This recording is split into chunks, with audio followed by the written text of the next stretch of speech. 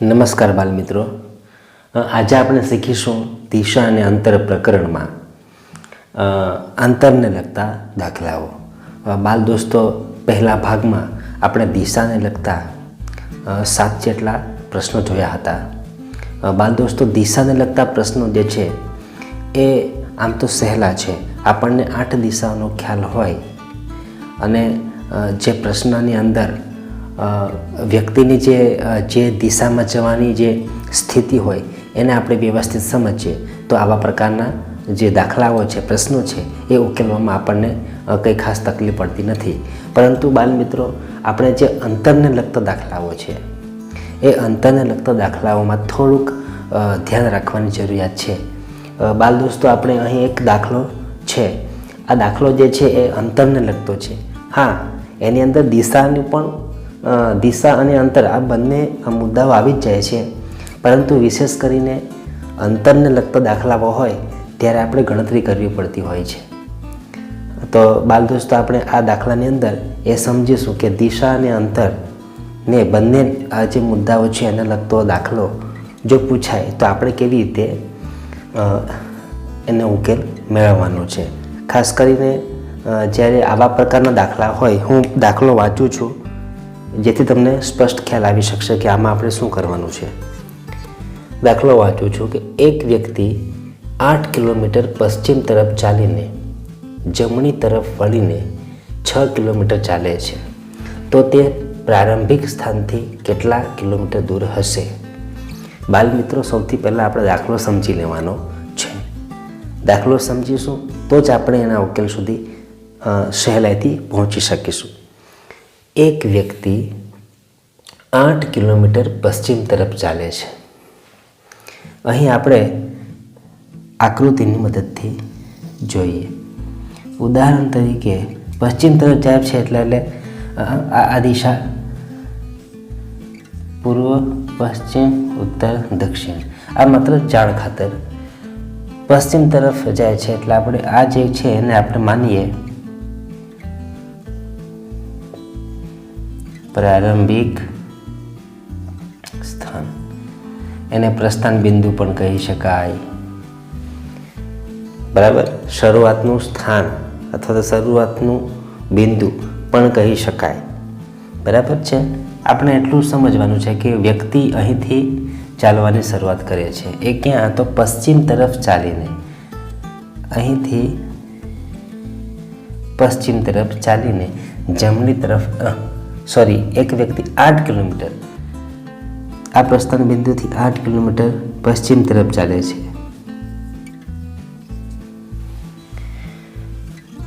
જમણી તરફ વળીને 6 કિલોમીટર ચાલે છે. હવે આ બિંદુથી વ્યક્તિ અહીં સુધી આવે, બરાબર?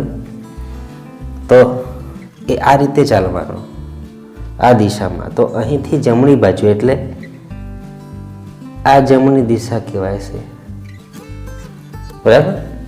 તો અહીંથી જમણી તરફ ચાલે છે. પાછું કેટલા કિલોમીટર? 6 કિલોમીટર ચાલે છે. તો તે પ્રારંભિક સ્થાનથી કેટલા કિલોમીટર દૂર હશે? પ્રારંભિક સ્થાન એટલે કે જ્યાંથી વ્યક્તિ ચાલવાની શરૂઆત કરે છે તે સ્થાન. ખાસ યાદ રાખજો.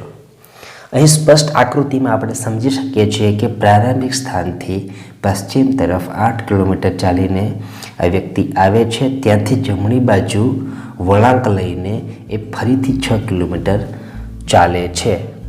તો અહીં આપણે શું શોધવાનું છે કે પ્રારંભિક સ્થાનથી જ્યાં અત્યારે વ્યક્તિ છે ત્યાંનું અંતર. આ તો આમ તો બાલ મિત્રો, અહીં આ પશ્ચિમ તરફ 8 કિલોમીટર પછી કાટખૂણે વળીને પાછો ઉત્તર તરફ ગયો, જમણી બાજુ એટલે ઉત્તર તરફ ગયો દિશા મુજબ. અહીં જે આપણે મેળવવાનું છે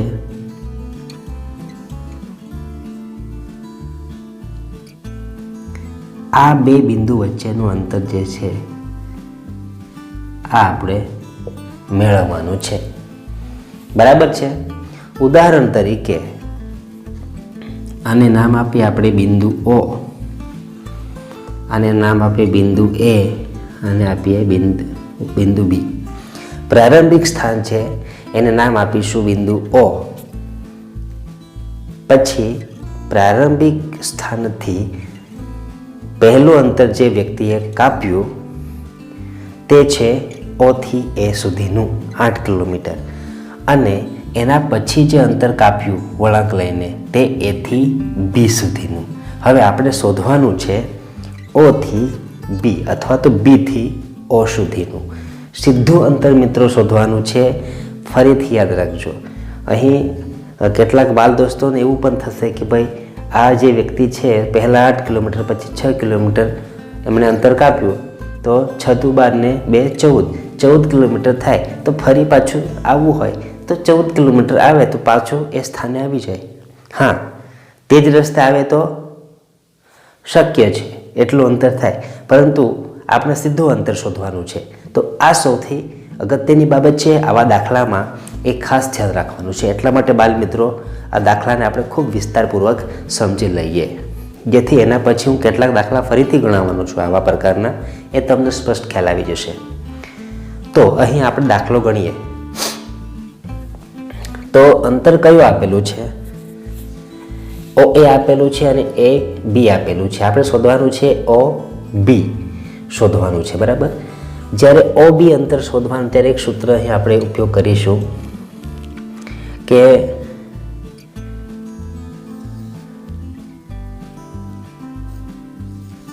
OB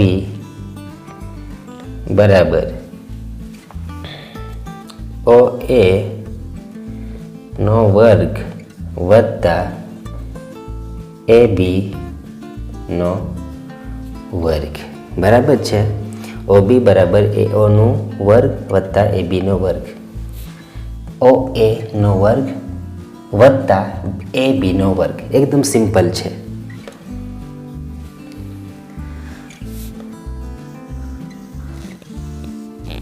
અને એનું વર્ગમૂળ પાછું શોધવાનું છે, એ ખાસ યાદ રાખજો. હવે વર્ગમૂળમાં OA નો વર્ગ, OA બરાબર કેટલું છે? તો કે ભાઈ 8 કિલોમીટર છે. કેટલું છે? 8, અને એનો વર્ગ કરીશું વત્તા AB નો વર્ગ. AB બરાબર કેટલું છે? તો કે 6 કિલોમીટર છે, એનો પણ વર્ગ કરી દઈએ. હવે આગળ વધીશું. 8 નો વર્ગ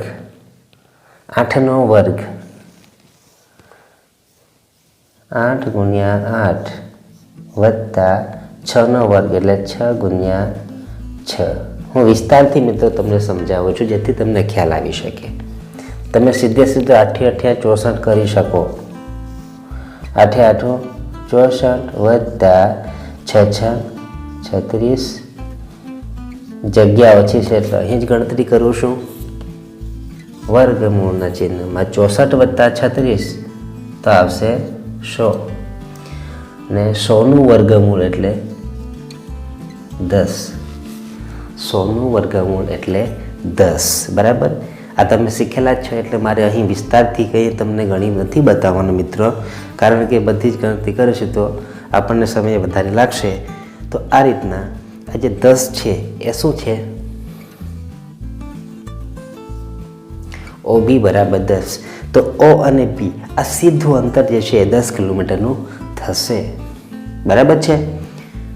તો બાલ દોસ્તો, અંતરને લગતો દાખલો હોય અને આપણે પ્રારંભિક સ્થાનથી કોઈ એક અંતર કાપેલું હોય અને કાટખૂણે વળીને બીજું અંતર કાપેલું હોય અને સીધું પ્રારંભિક બિંદુથી જ્યાં પહોંચે છે ત્યાં સુધીનું અંતર શોધવાના દાખલા પૂછાય તો આપણે આ પદ્ધતિથી એ દાખલા ગણવાના છે. આ એક દાખલો આપણે જોયો. હવે એવા જ પ્રકારનો બીજો દાખલો આપણે જોઈએ. નમસ્કાર બાલ મિત્રો, પહેલો પ્રશ્ન આપણે જોયો. હવે આપણે બીજો પ્રશ્ન જોઈએ. આ મિત્રો આ પણ પ્રશ્ન પહેલાં જેવો જ પ્રશ્ન છે, દિશા અને અંતરને લગતો. વિશેષ કરીને દિશા તો આપણે નક્કી કરતાં શીખી જ ગયા, પરંતુ જે અંતર શોધવાનું છે, સીધું અંતર, બરાબર. કાટખૂણેથી આપણે વળીને જ્યાં જે સ્થાન પર પહોંચે અને ત્યાંથી સીધું પ્રસ્થાન જે બિંદુ છે ત્યાં સુધીનું જે અંતર છે એ શોધવાનું આપણે આ દાખલો આપણે જોઈએ. સાહિલ પ્રારંભિક સ્થાનથી ઉત્તર દિશામાં 12 કિલોમીટરનો પ્રવાસ સાયકલ દ્વારા કરે છે, ત્યાંથી જમણી તરફ વળીને 5 કિલોમીટર પ્રવાસ કરે છે, તો તે પ્રારંભિક સ્થાનથી કેટલા કિલોમીટર દૂર હશે? પહેલા જેવો જ પ્રશ્ન છે, સરળ પ્રશ્ન છે, માત્ર દિશાઓમાં ફેર છે. પહેલામાં જે દિશા હતી એ દિશા અલગ હતી, હવે આ જે પ્રશ્ન છે એમાં દિશાઓ અલગ છે. એટલે સૌથી પહેલાં તો આપણે એ પણ ધ્યાન રાખવાનું રહેશે કે કઈ દિશામાં જાય છે અને ત્યાંથી કઈ દિશામાં વળાંક લઈને આગળ વધે છે.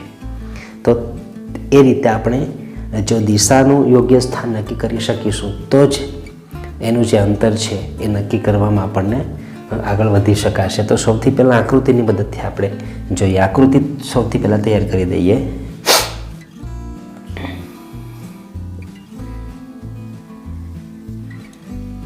આ દિશા છે, બરાબર. સાહિલ પ્રારંભિક સ્થાનથી ઉત્તર દિશામાં 12 કિલોમીટરનો પ્રવાસ સાયકલ દ્વારા કરે છે, ત્યાંથી જમણી તરફ વળે. ઉત્તર દિશામાં જમણી તરફ વળે છે. ઓકે, તો ઉત્તર દિશાને જમણી બાજુ, એટલે આમ આકૃતિ આ ટાઈપની બનશે. તો આપણે પ્રારંભિક સ્થાન લઈશું, એ નીચે લઈશું ખૂણામાં ડાબી બાજુ. સમજી લઈએ કે આ છે પ્રારંભિક સ્થાન. કીધું તેવું કે આને આપણે પ્રસ્થાન બિંદુ પણ કહી શકીએ, શરૂઆતનું સ્થાન પણ કહી શકીએ. હવે દાખલામાં સૂચવ્યા પ્રમાણે પ્રારંભિક સ્થાનથી ઉત્તર દિશામાં, અહીંથી આ ઉત્તર દિશા છે, ઉત્તર દિશામાં 12 કિલોમીટર છે. તો આપણે સપોઝ અહીં લખીશું, હું ટૂંકમાં લખું છું 12 km એટલે 12 કિલોમીટર, બરાબર. ઉત્તર તરફ 12 કિલોમીટરનો પ્રવાસ સાયકલ દ્વારા કરે છે, ત્યાંથી જમણી તરફ એટલે અહીંથી આમ વળીને 5 કિલોમીટર પ્રવાસ કરે છે. આ થયો 5 kmનો પ્રવાસ, 5 કિલોમીટરનો પ્રવાસ. તો તે પ્રારંભિક સ્થાનથી કેટલા કિલોમીટર દૂર? પ્રારંભિક સ્થાન એટલે કે આ ને પહોંચ્યો અત્યારે અહીંયા. તો આમ આ જે છે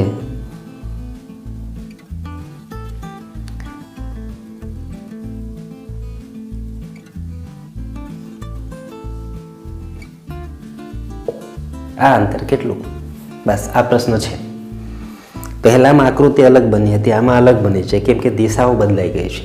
એટલે દિશાઓ જે છે એનું પણ આપણે ખાસ ધ્યાન રાખવાનું છે. તો આ એક આકૃતિ બની ગઈ. સીધું છે કે ભાઈ પ્રારંભિક સ્થાનથી ઉત્તર તરફ ગયા 12 કિલોમીટર, ત્યાંથી જમણી બાજુ વળીને ગયા. હવે અહીંથી છે તો સીધું અંતર આપણે શોધવાનું છે. પહેલાંની જેમ આને પણ આપણે નામ આપી દઈએ. પ્રારંભિક જે સ્થાન છે એને આપણે ઓ નામ આપીએ. પહેલું અંતર કાપ્યું તેને તે બિંદુને એ આપીએ. પછી વળાંક લઈને બીજું જે અંતર કાપ્યું તે અંતિમ બિંદુને બી નામ આપીએ, બરાબર છે. તો એમ કહી શકાય કે પ્રારંભિક સ્થાનથી જે પહેલું અંતર કાપ્યું તે ઓ એ, બરાબર છે, ઓ એ સુધીનું અંતર છે. અને બીજું જે અંતર વળાંક લઈને કાપ્યું તે એ બી સુધીનું અંતર છે, એ 5 કિલોમીટર છે. ઓ એનું અંતર એ 12 કિલોમીટર છે.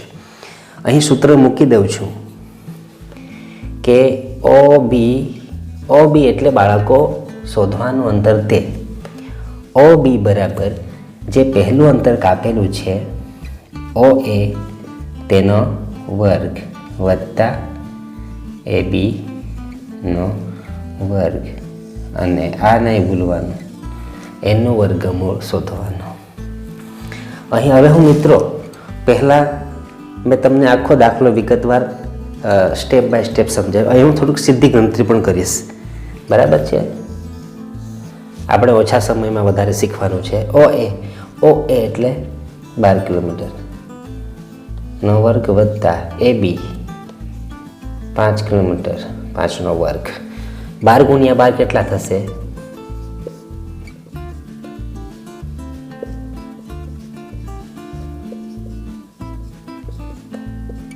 144. 5 × 5 = 25.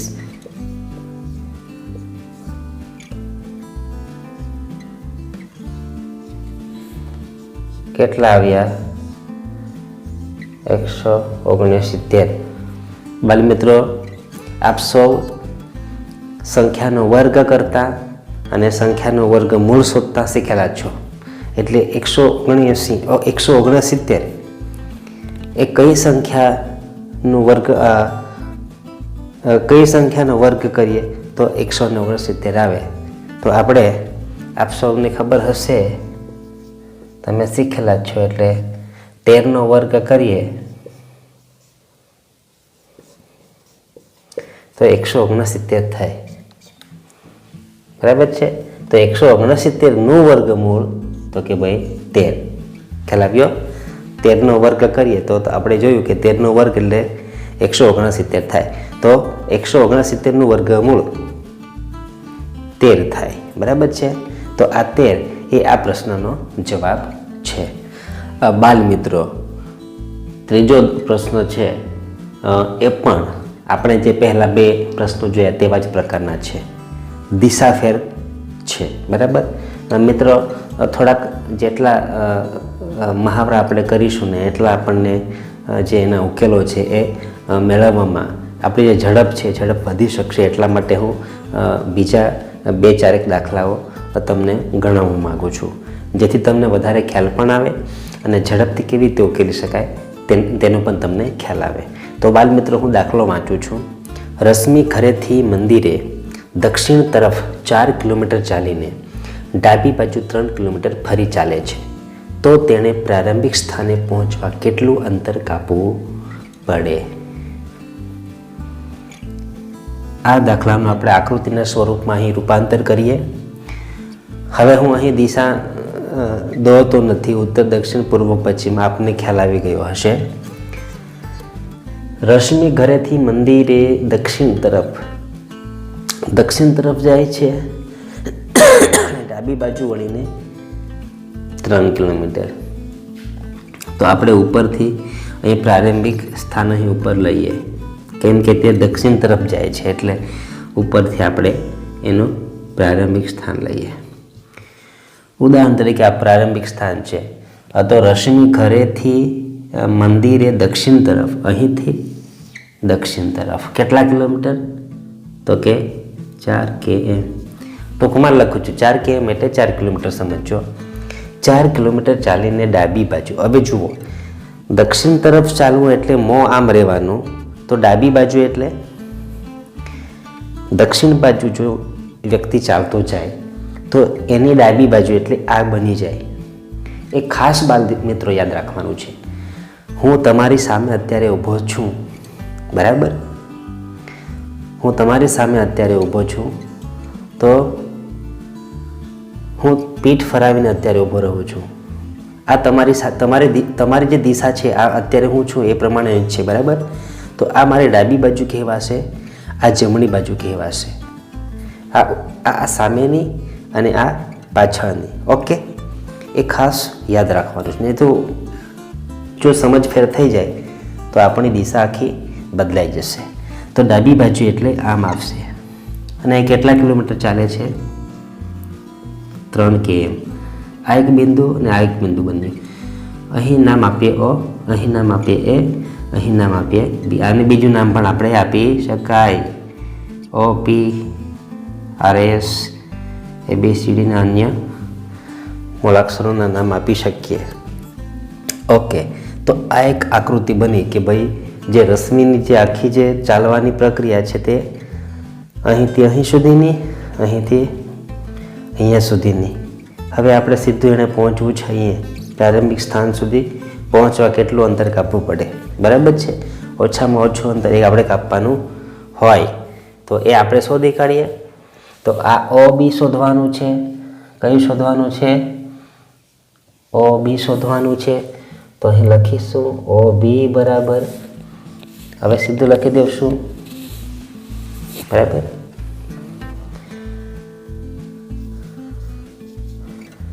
OBનો વર્ગ વત્તા ABનો OA નો વર્ગ વત્તા ABનો વર્ગ. વર્ગમૂળનું ચિહ્ન આપણે મૂકી દેવાનું છે. એ બીનો વર્ગ, એ બી બરાબર 4 છે એનો વર્ગ વત્તા એ બી બરાબર કેટલા છે 3 છે એનો વર્ગ. સીધી ગણતરી કરીશું. 4 ચોક 16, 3 તારી 9, 16 ને 9 કેટલા થશે 25 થશે. અને 25 બાલ દોસ્તો 25નું વર્ગમૂળ શું થશે 5, 5 × 5 = 25. તો એમ કહી શકીએ કે ઓ એ નું અંતર 4 કિલોમીટર અને એ બીનું અંતર 3 કિલોમીટર પર સીધું બીથી રશ્મિએ પોતાના પ્રસ્થાન પ્રારંભિક બિંદુ સુધી આવવું હોય તો કેટલા કિલોમીટર કાપવું પડશે 5. કેટલા કિલોમીટર 5 કિલોમીટર. તો આ રીતના બાલ દોસ્તો તમને આ દાખલામાં ખ્યાલ આવી ગયો હશે. બાલ મિત્રો, હવે આપણે એક એવો પ્રશ્ન જોવાના છે કે જેની અંદર આપણે દિશા પણ શોધવાની છે અને અંતર પણ શોધવાનું છે. બરાબર?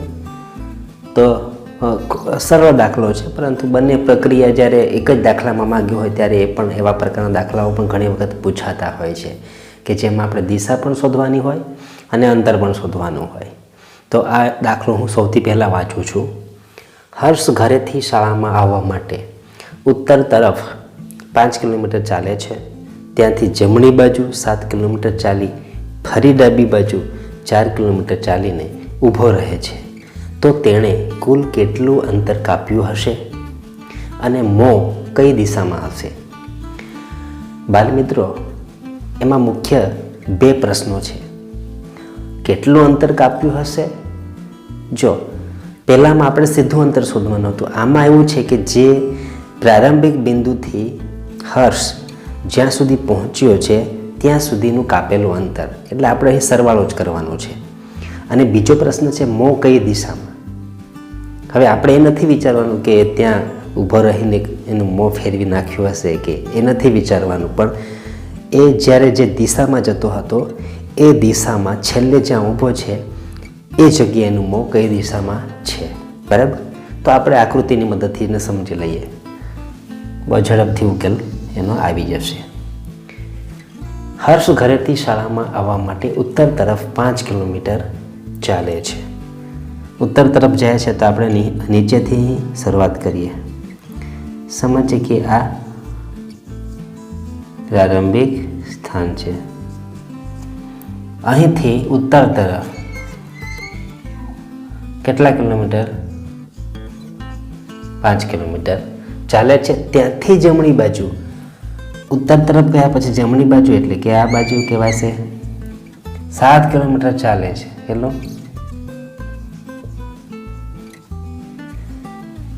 ચાલે ફરી ડાબી બાજુ.